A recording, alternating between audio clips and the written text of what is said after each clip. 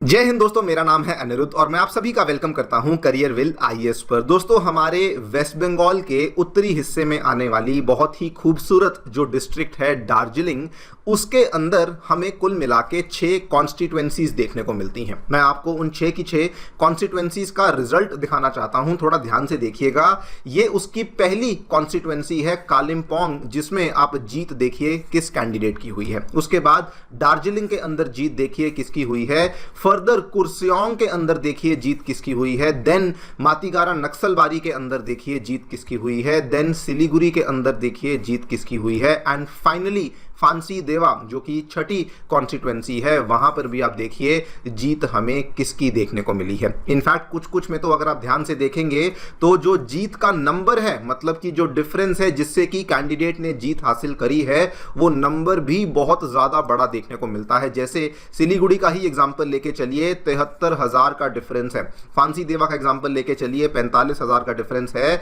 मातीगारा का एग्जाम्पल लेके चलिए, 1,00,000 वोट्स का डिफरेंस है। सिमिलरली आपको इस तरीके से बहुत ही बड़े बड़े डिफरेंसेस यहां देखने को मिलेंगे। और ये मैं केवल आपको दार्जिलिंग का एक एग्जांपल लेके दिया है कि उसके अंदर आने वाली 6 के 6 कॉन्स्टिट्यूएंसीज में हमें बीजेपी के कैंडिडेट्स की जीत देखने को मिली है। लेकिन अगर आप नॉर्दर्न बंगाल में आने वाले जो एरियाज को देखेंगे तो मेजरली आप देखिए वहां पर भी बीजेपी के कैंडिडेट्स के द्वारा ही हमें जीत देखने को मिली है। ना दोस्तों, इसके बहुत सारे पॉजिटिव मायने होने वाले हैं। सबसे पहले तो अब इस चीज को लेकर कहा जा रहा है कि जो आज से 3 महीने पहले हमारे बजट में हमारे रेलवे मिनिस्टर ने सिलीगुड़ी कॉरिडोर के अराउंड जो अंडरग्राउंड रेलवे नेटवर्क को बनाने का ऐलान किया था, सबसे पहले तो वो फास्ट ट्रैक होने वाला है। आप लोग यहां पे देखिए, ये खबर रिसेंटली सामने आई है। How will an underground rail network help India secure India's north east. और इसमें बताया गया है कि चूंकि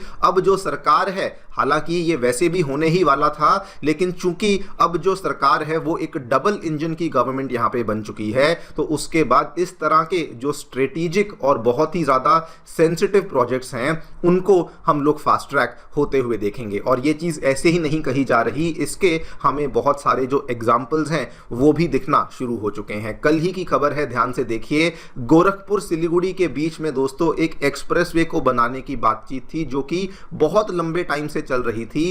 एंड अभी आप देखिए जितने भी इस पर्टिकुलर एक्सप्रेसवे पे आने वाले जितने भी जिले हैं, उन सभी को इस चीज को लेकर बोल दिया गया है कि इसके ऊपर काम को फास्ट ट्रैक किया जाए। बिकॉज ये जो पूरा का पूरा एक्सप्रेसवे है, स्टार्टिंग फ्रॉम उत्तर प्रदेश, उसके बाद Bihar, then finally West Bengal में एंट्री करने वाला है। और अब हर जगह पे ये चीज कह दी गई है कि इस एक्सप्रेसवे को कंप्लीट किया जाएगा। इतना ही नहीं, हमें और भी छोटी छोटी विंस वहां पे देखने को मिल रही हैं। जैसे कि फॉर एग्जांपल एक दोस्तों फुलबारी, जो कि सिलीगुड़ी के ही बिल्कुल पास में आने वाली एक जगह थी, वहां पे एक अवैध रूप से टोल प्लाजा को लगाया हुआ था। वो इंटरेस्टिंगली 4 मई की शाम से वो बंद पड़ा हुआ है। वो वाला टोल प्लाजा ने अपनी एक्टिविटीज को शट डाउन कर दिया है। एंड वहां पे अब आपको ना तो किसी प्रकार की टोल कलेक्शन होती हुई देखने को मिल रही है, और ना ही वहां पे कोई भी टोल कलेक्ट करने के लिए कोई इंसान है जो कि वहां पे बैठा हुआ है। आप यहाँ पे ये वाली तस्वीरें भी देख सकते हैं, ये वहीं से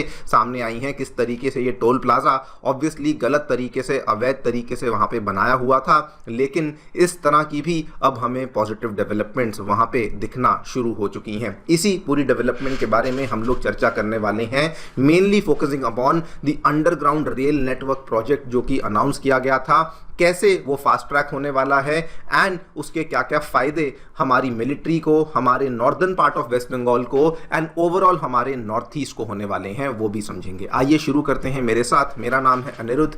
यदि आप लोग हमें फॉलो करना चाहते हैं तो दिए गए टेलीग्राम चैनल के माध्यम से ऐसा कर सकते हैं। All right, directly coming to the news, क्या देखने मिला है ब्रीफली आपको बैकग्राउंड बता दूं। आज से दोस्तों 3 महीने पहले की बात है, फरवरी के पहले हफ्ते में खबर सामने आई थी, जब हमारे केंद्रीय रेलवे मंत्री जी ने अनाउंस किया था कि चिकन नेक यानी कि सिलीगुड़ी कॉरिडोर को और ज्यादा मजबूत करने के लिए, और ज्यादा सिक्योर करने के लिए एक underground double track railway line को स्थापित किया जाएगा, जिसको कि आगे चल करके गुवाहाटी तक हाई स्पीड रेल कॉरिडोर में भी एक्सटेंड किया जाएगा। और ये एक गेम चेंजिंग प्रोजेक्ट होगा जो कि इंडिया के लिए ना केवल इकोनॉमिक बेनिफिट्स लेकर आएगा, बल्कि कई सारे स्ट्रेटेजिक और मिलिट्री बेनिफिट्स भी लेकर आएगा। अगर मैं प्रोजेक्ट की आपको बात बताऊं तो बेसिकली क्या था यहाँ पे ध्यान से देखिए, ये दोस्तों हमारा चिकन नेक वाला पार्ट है, ये बांग्लादेश का उत्तरी हिस्सा है जो आप यहाँ पे देख सकते हैं।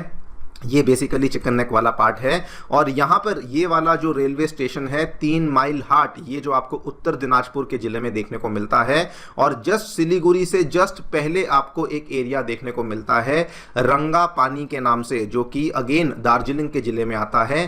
कहा गया था कि इन दोनों एरियाज के बीच में 34 किलोमीटर लंबा एक अंडरग्राउंड सेक्शन है जिसको बनाया जाएगा। इसके अंदर जो ट्रैक्स हैं उसको कम से कम 20 से 24 मीटर बिलो द सरफेस बनाया जाएगा, सो दैट इन केस अगर कोई सरफेस लेवल पे डिसरप्शंस होती हैं तो उसको हम लोग आसानी से टैकल कर सकें और उसकी वजह से जो अंडरग्राउंड रेलवे लाइन है वो बिल्कुल भी इंपैक्ट ना हो। इतना ही नहीं, साथ में ये भी अनाउंसमेंट करी गई थी कि चिकन नेक कॉरिडोर पे और ज्यादा ट्रांसपोर्टेशन और कम्युनिकेशन को इंक्रीज करने के लिए 4 लाइन रेलवे एक्सपेंशन को भी अनाउंस किया गया था, जिसमें कि नंबर ऑफ रेलवे ट्रैक्स को बढ़ाया जाएगा सिलीगुड़ी कॉरिडोर में, सो दैट ज्यादा ट्रैफिक साइमल्टेनियसली मूव कर सकता है। मतलब कि ओवरऑल जो टारगेट था वो बड़ा सिंपल था कि एक तरफ तो हम लोग अंडरग्राउंड में 2 ट्रैक्स को बनाएंगे, अंडरग्राउंड के साथ साथ ऊपर भी जो एग्जिस्टिंग रेलवे लाइंस चल रही हैं उसके साथ कम से कम 4 और रेलवे ट्रैक्स को बनाया जाएगा, जिससे कि एक्स्ट्रा पैरेलल लाइंस बनेंगी, फ्रेट हैंडलिंग बेटर हो जाएगी एंड इवन जो ट्रूप्स और लॉजिस्टिक्स की मूवमेंट है वो भी यहां पे बेटर हो जाएगी। और अभी दोस्तों ये बताया जा रहा है कि चूंकि पॉलिटिकल अलाइनमेंट बेटर होने वाली है obviously between the state and the central government, उसके चलते जो इस पूरे के पूरे इलाके में जो भी इंफ्रास्ट्रक्चर प्रोजेक्ट्स को पहले अनाउंस किया गया था उनके ऊपर जो काम है वो अब बहुत ज्यादा फास्ट ट्रैक होने वाला है। इसके उदाहरण आप देख सकते हैं, गोरखपुर सिलीगुड़ी वाला जो एक्सप्रेसवे है, काफी लंबे टाइम से इस चीज को लेकर दोस्तों केवल बातचीत चलती थी, लेकिन ये आगे नहीं बढ़ पाता था बिकॉज इस केस में वेस्ट बंगाल की स्टेट गवर्नमेंट से बहुत ज्यादा रेजिस्टेंस आता था, तो बात आगे नहीं बढ़ पाती थी। लेकिन अभी अगर आप देखें, यूपी से शुरू होगा, वहां पर भी सेम गवर्नमेंट है, बिहार से शुरू होगा, वहां पर भी सेम गवर्नमेंट है, और अल्टीमेटली वेस्ट बंगाल में जाएगा, जिसके नॉर्दर्न वेस्ट बंगाल से जाकर के उन्होंने कनेक्शन करना है।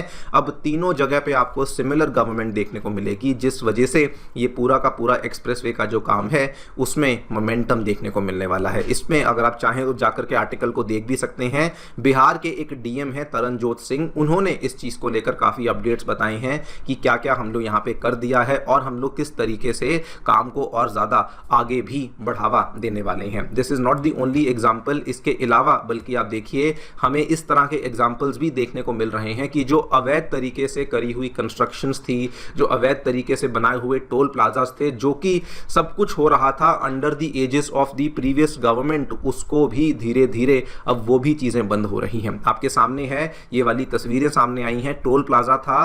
आप सोचिए अभी कुछ किया भी नहीं था, नई गवर्नमेंट तो अभी तक बनी भी नहीं है, लेकिन उसके पहले ही जिस दिन रिजल्ट आया इमीडिएटली वहां पे बैठे हुए लोगों ने अपनी एक्टिविटीज को बंद कर दिया since the evening of May 4 जब रिजल्ट को डिक्लेयर किया गया था। It was very very clear कि ये गलत तरीके से बनाया गया था, इनको लोकल गवर्नमेंट की एक तरीके से सपोर्ट थी, लेकिन जैसे ही सत्ता में परिवर्तन आया आपके सामने है चेंजेस कैसे हो रहे हैं, वो भी बिना कुछ किए इस तरह के चेंजेस हो रहे हैं। इसीलिए अब कहा जा रहा है कि जो भी सेंसिटिव प्रोजेक्ट्स थे, जो कि प्लानिंग में थे, वो भी फास्ट ट्रैक ही होने वाले हैं। इसके अलावा बल्कि अभी ऑलरेडी रिपोर्ट्स आना शुरू हो चुकी हैं, हालांकि कंफर्म नहीं है इसीलिए मैं आपके साथ शेयर नहीं कर रहा हूं, लेकिन कुछ कुछ जो इंडस्ट्रियलिस्ट हैं वो भी ऐलान करना शुरू कर चुके हैं कि कैसे कैसे वो भी बंगाल में आकर के निवेश को अब जल्दी ही शुरू करने वाले हैं। वंस कंफर्म्ड उसके बारे में भी हम लोग चर्चा करेंगे, लेकिन उस चीज को लेकर जो व्हील्स हैं they have already been put into motion. रही बात अंडरग्राउंड रेलवे टनल की, उसके क्या क्या हमें फायदे होंगे अगर वो बन जाएगा। सबसे पहले तो देखिए, अगर आप इस पर्टिकुलर मैप पे देखेंगे, ये हमारा जो बागडोगरा और हासीमारा का जो एरियाज आते हैं, ये इसका मैंने मैप इंक्लूड नहीं किया, यहां पर आपको दिखा देता हूं। बागडोगरा का जो एरिया आता है that is just over here, Siliguri के जस्ट नजदीक में आता है। हासीमारा थोड़ा सा यहां से दूरी पे आपको देखने को मिलता है। तो सबसे पहले तो उनके लिए ही बहुत बड़ा बेनिफिट होगा। इन दोनों ही एरियाज में आपको मालूम है एयर डिफेंस सिस्टम्स को डिप्लॉय किया हुआ है। हासीमारा में आपको रफाल फाइटर जेट्स देखने को मिलते हैं। एक तो उसको डायरेक्ट बूस्ट मिलेगा अगर हम अंडरग्राउंड रेलवे सिस्टम को लेकर आते हैं।